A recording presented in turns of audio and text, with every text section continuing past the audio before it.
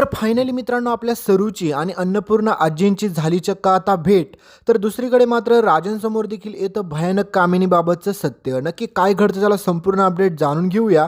तोपर्यंत व्हिडिओ शेवटपर्यंत बघा आणि चॅनलवरती नवीन असाल तर चॅनलला सबस्क्राईब करून सोबतचं बेल नोटिफिकेशन ऑन करायला विसरू नका.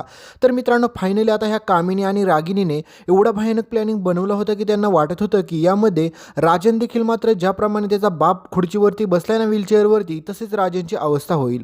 आणि राजन तुम्ही पाहिलंच की किती आहारी गेलेला असतो, कारण की दारू हे खूप सारं तो पित असतो. पण हे सगळं प्रकार मात्र आपल्या गौरीला म्हणजेच आपल्या सरूला देखील समजतं. तर सरू आता एक काम करते आणि म्हणते की मला काय पण करून त्यांना भेटलं पाहिजे, कारण की माझ्यामुळे त्यांच्या आयुष्यात कोणतंच संकट नको.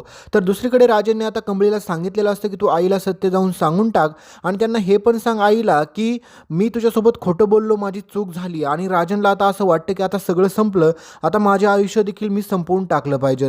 तर दुसरीकडे मात्र गौरीने लिहिलेली चिठ्ठी, ती चिठ्ठी मात्र आपल्या राजनपर्यंत पोहोचते. राजन ती चिठ्ठी वाचतो आणि त्याच्यानंतर राजांना जे भयानक सत्य कळतं ना, हे तुम्हाला देखील कळाल्याच्या नंतर तुमच्या पायाखालची जमीनच सरकेल. तर दुसरीकडे मात्र अन्नपूर्णा आजींना ज्यावेळेस मात्र कमळीचं सत्य समजतं आणि त्यावेळेस मात्र अन्नपूर्णा आजी कमळीच्या कानाखाली देखील वाजवतात. पण तरी देखील मात्र तुम्हाला माहितीच आहे की आपली कमळी राजनसाठी आणि अन्नपूर्णा आजींसाठी त्या घरामध्ये राहत असते. पण आता मित्रांनो हे सगळं प्रकार झाल्याच्या नंतर कमळीला त्या घरातून बाहेर काढण्याचा देखील अन्नपूर्णा आजी प्रयत्न करते आणि म्हणते की परत मला तुझं तोंड दाखवू नको, कारण की तू एवढा मोठा विश्वासघात माझ्यासोबत केलाय.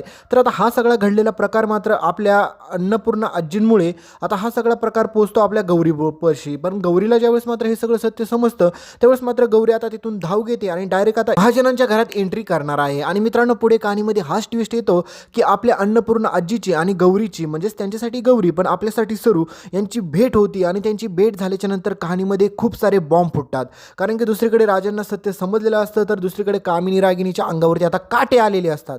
तर दुसरीकडे आता कमळीला तर घराच्या बाहेर यांनी काढलेलं असतं. पण आता ज्यावेळेस मात्र यांना सत्य समजेल की कमळीची यांची खरी नात होती, त्यावेळेस मात्र काय घडेल. तर भेटूया पुढच्या अपडेटमध्ये. तोपर्यंत व्हिडिओ लाईक करा, चॅनलला सबस्क्राईब करा आणि कमळीच्या अपडेट सगळ्या पाहण्यासाठी आपल्या या चॅनलला सबस्क्राईब करून ठेवा. धन्यवाद.